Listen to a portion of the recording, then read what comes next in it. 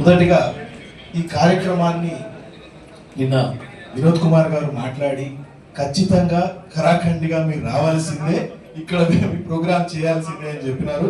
With in 20 hours లో ఈ programme చేసినందుకు ఇంతమంది అతిరథ మహారథులు మొత్తం వరంగల్ జిల్లాలో ఉన్న మచ్ వరంగల్ మొత్తాన్ని, నేను పుట్టిన ఈ వరంగల్ మొత్తాన్ని ఇక్కడ ఉంచి మొత్తం మందితో నాకు బ్లెస్సింగ్స్ ఇప్పిస్తున్నందుకు రియల్ గా thank you so much.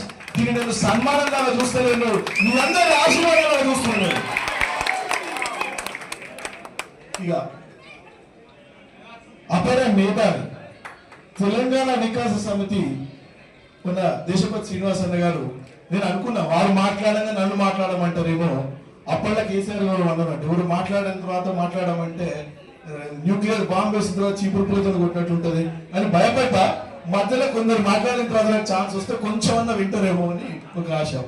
Telangana వికాస సమితి వర్క్కు, తెలంగాణ వికాసం లోపల మీరు చేసే అన్నిటికీ కూడా నిజంగా హ్యాట్స్ ఆఫ్. చాలా అద్భుతమైన పని చేస్తా ఉన్నారు. మీ దగ్గర మేము స్పీచ్ ఎట్లియాలని కూడా చాలా నేర్చుకోవాలి, ఎందుకంటే ఆ మేధావితనం మాకు కొంచెం కష్టం వస్తుంది, మేము అదంతా నేర్చుకోవాలి కూడా. దానికి ప్రజెంటేషన్ కూడా చాలా చాలా ఇంపార్టెంట్. మీరు చెప్తుంటే అనిపిస్తుంది నేను గిన్నె చేస్తున్నా అని నాకు అనిపిస్తుంది.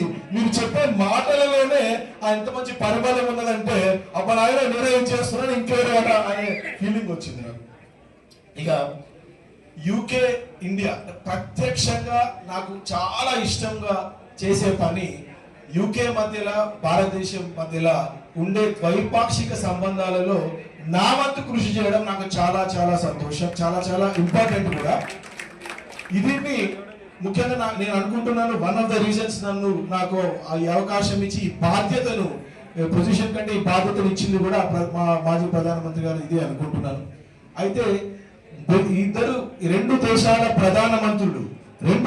ప్రధానమంత్రులు కలిసి హిస్టారిక్ అగ్రిమెంట్ రీసెంట్ గా అయింది లాస్ట్ ఇయర్ లో, సీటా agreement.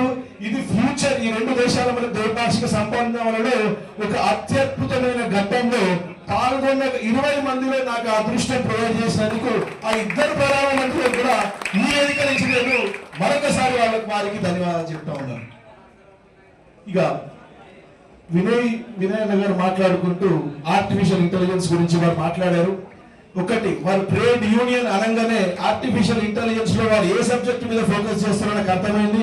Of course trade union కు ఉద్యోగాలు పోతాయనే చాలా చాలా టెన్షన్ ఉండాలి కూడా. అయితే మీరు సూచించినట్టు నా పనే అది. బయట నేను ఏంటంటే వేరే దేశాల నుంచి వచ్చే మంత్రులు కావచ్చు, రాజకీయ నాయకులు కావచ్చు, వారికి ఏదంటే ఏందో 1 hour లో శిక్షణ ఇచ్చే ప్రోగ్రామ్. కొంత నేను రాజకీయ నాయకుడిని కాబట్టి వారికి ఎలా గంటలో చెప్పాలనేది కొంచెం నేర్చుకునే అదృష్టం దొరికింది. ఇందులో దేశపతి శ్రీనివాస్ గారు చెప్పినట్టు ఇంటర్నేషనల్ పార్లమెంటరీ యూనియన్ అని 119 దేశాల యూనియన్ అది పార్లమెంట్ కి. ఆ సెక్రటరీ జనరల్ ఒక ప్రపోజల్ ఇచ్చినాను. ఏంటంటే మొత్తం దేశంలో ప్రపంచంలో ఉన్న ఒక 40,000 అప్రాక్సిమేట్ ఉండే పార్లమెంటేరియన్స్ అందరికీ కూడా మనం కొంత ఏఐ గురించి వాళ్ళు వచ్చి ఏ వాడే అవసరం లేదు, అసలు ఏఐ అంటే ఏంది, దీనివల్ల ఏం జరుగుతుంది, దీన్ని ఏం నిర్మూలించాలి, మంచి ఏంది చెడేది, ఇంతవరకు చెప్తే సరిపోతుంది. ఆ తర్వాత దూసుకెళ్ళిపోతారు మన పార్లమెంటేరియన్స్. ఎందుకంటే అది తెలియకపోతే వాళ్ళు లా ఎట్లా చేస్తారు, ఎందుకంటే ప్రైవేట్ సెక్టర్ లో ఏఐ అనేది రాకెట్ లాగా పోతుంటది. ఇక్కడ మనకు కొంచెం గవర్నమెంట్ సెక్టర్ లో ఫాస్ట్ గా ఉండి దాన్ని వాడుకోవాలి, ఎట్ ద సేమ్ టైం ప్రజలకు ఉపయోగపడతా చేయాలి. కాబట్టి ఉన్నాము. అదే విషయం మొన్న స్పీకర్ ఓం బిర్లా గారు, ఆనరబుల్ ఓం బిర్లా గారితో కూడా డిస్కస్ చేయడం జరిగింది మీటింగ్ లో. వారికి ఇది చెప్పాను, చెప్తే మా సైడ్ నుంచి ఇండియా సైడ్ నుంచి ఫుల్ గా మేము సపోర్ట్ చేస్తామని చెప్పారు. ఇదే విషయం పార్లమెంటరీ యూనియన్ కి పాస్ చేసి చెప్పినాం. సో ఇట్లా చిన్న చిన్న స్టెప్స్ వేస్తున్నాము, దానికి కొంచెం టైం తీసుకుంటుంది. ఇక వీళ్ళందరూ మన వాళ్ళకి అక్కడ సపోర్ట్ చేయడానికి ఖచ్చితంగా. అయితే ఒక్కోసారి ఏమైతుందంటే రియలిస్టిక్ గా మొదలు చెప్తాను, ఉన్నటువంటి విషయం ఏమైనా ఫోన్ చేస్తే అక్కడ పరిస్థితులు ఏందో అని చెప్తా ఉంటాము. ఆ సందర్భంలో ఏ సపోర్ట్ చేయడానికైనా సిద్ధంగా ఉన్నాం. ఇక మా లండన్ నుంచి రాజకీయాలలో కూడా ఇంతకుముందు చెప్పినట్టు మన వాళ్ళను, ఇండియన్స్ ను, అందులో సౌత్ ఇండియన్స్, తెలంగాణ పీపుల్ ని కూడా ప్రత్యక్షంగా ఎంకరేజ్ చేయడానికి రెడీ అని చాలా సార్లు చెప్పాను. దానికి నిదర్శనం మన కౌన్సిలర్ కార్తీక్ అని ఇక్కడ యంగ్స్టర్ స్టూడెంట్ లాగా వచ్చిండు, యూనివర్సిటీ ప్రెసిడెంట్ అయ్యిండు, ఇప్పుడు కౌన్సిలర్ లాగా ఉన్నాడు. అంటే ఒక రకంగా అక్కడ ఉన్నాడు. ప్రత్యక్షంగా మన కోసమే ఢిల్లీ వచ్చి ఇప్పుడు అందరినీ కలిసి అక్కడి నుంచి ఈ ప్రోగ్రామ్స్ కోసమే వచ్చి పాటిస్తున్నాడు. ఆయన బాగా ఎంకరేజ్ చేస్తున్నాను. ఇట్లాగే ఎవరు మన సైడ్ నుంచి వచ్చినా చేయడానికి పార్టీలకు అతీతంగా చేసే ఒక ప్రోగ్రామ్ తెలుగు వారందరినీ ప్రత్యేకంగా తెలంగాణ వారిని చేసే ఒక ప్రోగ్రామ్ స్టార్ట్ చేస్తాము very తొందరలోనే. ఇక జిల్లాల గురించి వస్తే ఎప్పుడు మా ఫ్రెండ్స్ జోక్ చేస్తారు. కరీంనగర్ అనగా నీళ్ళ అంటావు, వరంగల్ అనగా నీళ్ళ అంటావు, హైదరాబాద్ అనగా నీళ్ళ అంటావు, ఢిల్లీ వాళ్ళు కనిపిస్తే ఢిల్లీలో బాగు ఢిల్లీ నాదే అంటావు అంటున్నాడు. ఇప్పుడు సిద్దిపేట కూడా ఆడైపోయింది. కానీ అన్ని జిల్లాల ముఖ్య నేతలు మా జిల్లా వారు అంటే అసలు అంతకంటే మించిన ఆశీర్వాదం ఇంకోటి ఉంటుందా? ఇక మనకు అంత చాలా పెద్ద ఆశీర్వాదంగా భావిస్తాను నేను. ఇక ఇంకొక విషయము యశ్వత్ శ్రీనివాస్ గారు చాలా కరెక్ట్ గా చెప్పినారు.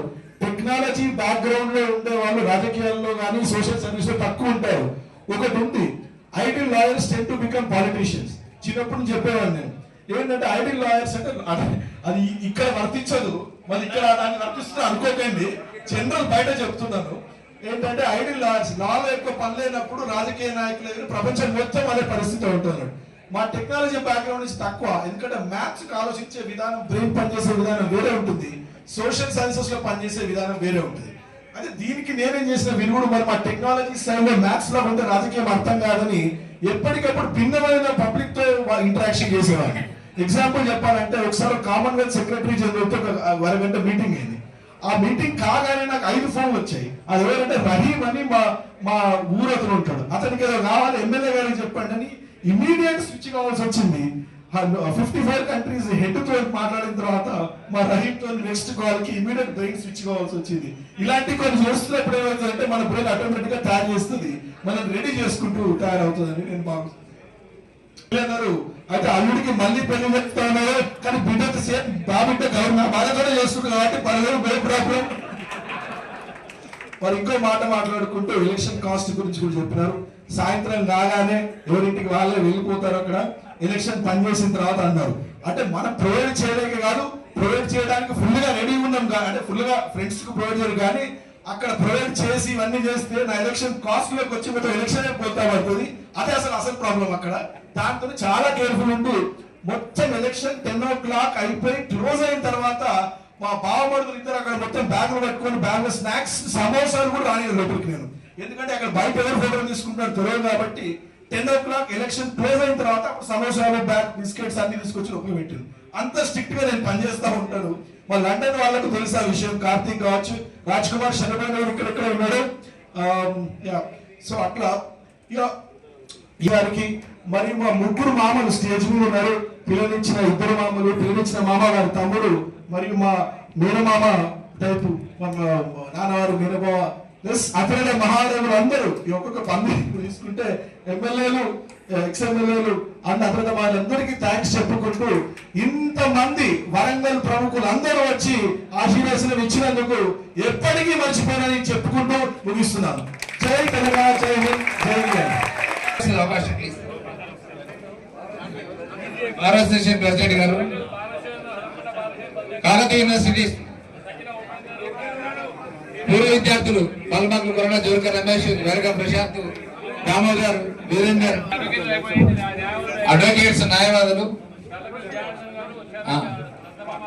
కాకతీయ యూనివర్సిటీ ఎవరైనా విద్యార్థులు కొంచెం పూర్వ విద్యార్థులు,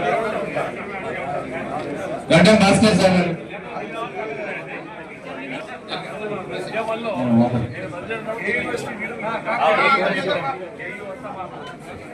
సంభవమూర్తి గారు, ప్రొఫెసర్ భాస్కర్ గారు,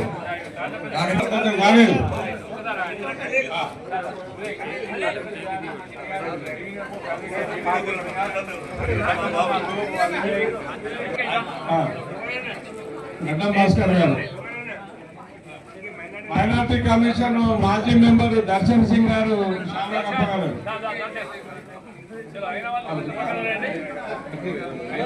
మైనార్టీ కమిషన్ వాళ్ళు